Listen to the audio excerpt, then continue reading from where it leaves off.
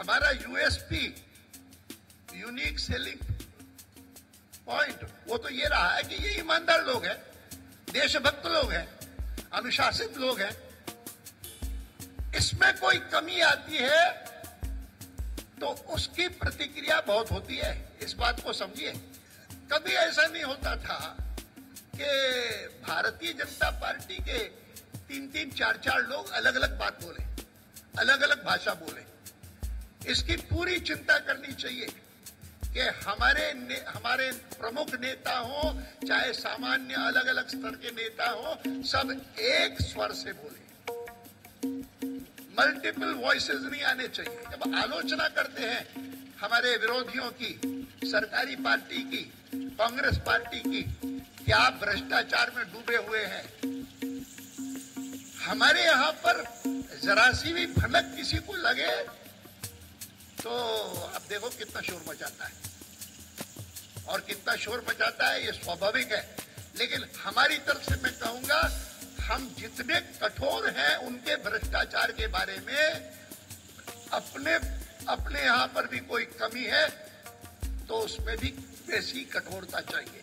Bharatiya Janata party और उसके सहयोगी दलों के पक्ष में होगी बात, अगर हम ये दिखा सकेंगे कि here is a credible alternative.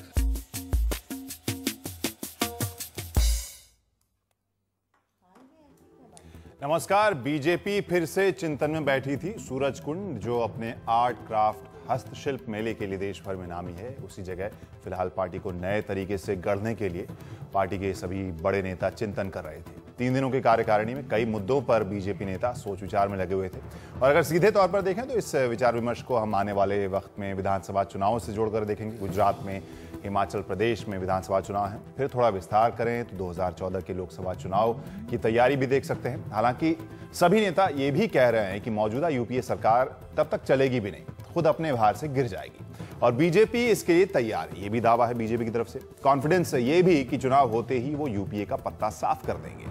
लेकिन इन सब के बीच कुछ सवाल ऐसे जरूर हैं जो जस के तस खड़े हैं, जो बताते हैं कि सबसे बड़े विरोधी मोर्चे की धुरी, सबसे बड़ी विपक्षी पार्टी की सच्चाई और चुनौतियां सिर्फ इतनी नहीं हैं, और ये खुद पार्टी के वरिष्ठ नेता लालकृष्ण आडवाणी से बेहतर और कौन समझ सकता है, जिन्होंने कई ऐसे सवाल उठाए, या कहें कि फिर से ऐसे सवाल उठाए जिनसे बीजेपी हाल फिलहाल में परेशान रही है और शायद बचना भी चाहती रही है। भ्रष्टाचार पर पार्टी का रवैया, पार्टी के अंदर की एकता और यूपीए को पछाड़ने का मादा, सब पर बोले आडवाणी।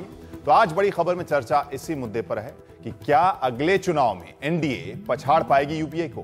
क्या बीजेपी का अंतर्विरोध और दोहरा रवैया जनता नहीं देखेगी? क्या करेगी बीजेपी, और आखिर लड़ेगी किससे बीजेपी? हमारी यूएसपी रही है भ्रष्टाचार से लड़ने वाली पार्टी। अलग अलग सुर में बोल रहे हैं नेता। ये आडवाणी ने कहा था जो हम आपको बता रहे हैं, और ये भी उन्होंने कहा कि हम विकल्प अगर बन सकते हैं तो कैसे। और इसके लिए आज बहुत ही खास पैनल हमारे साथ मौजूद है, जिनके साथ हम चर्चा करेंगे। हमारे साथ नीरजा चौधरी जी हैं, बहुत बहुत शुक्रिया हमारे स्टूडियो में आने के लिए। इसके अलावा भूपेंद्र यादव जी हैं, बीजेपी नेता। इसके अलावा राधिका रमेशन, जो पॉलिटिकल एडिटर टेलीग्राफ के हैं, वो भी हमारे साथ जुड़ रहे हैं। इसके अलावा और भी मेहमान होंगे, लेकिन पहले आपको बता दें कि आज बीजेपी की राष्ट्रीय कार्यकारिणी में क्या हुआ। आडवाणी की पार्टी को नसीहत, साथ ही यूपीए पर निशाना भी। आडवाणी ने यहां तक कहा कि सरकार वेंटिलेटर पर है, लेकिन सवाल उठता है कि बीजेपी कहां पहुंच रही है। एक बार जोरदार तालियों से हमारा। बीजेपी की राष्ट्रीय परिषद की बैठक के आखिरी दिन आडवाणी ने सुनाई खरी खरी। उन्होंने कहा कि बीजेपी को कांग्रेस का विकल्प बनने के लिए बहुत कुछ करना होगा। उन्होंने जोर देकर कहा कि जनता बीजेपी से भ्रष्टाचार की अपेक्षा नहीं रखती, इसलिए पार्टी की सरकारों को इसका ध्यान रखना होगा। वो एक प्रकार से अस्वस्थ है ये सरकार, इतनी अस्वस्थ है कि अगर किसी पेशेंट से तुलना की जाए तो ये भी कहा जा सकता है कि आईसीयू में है।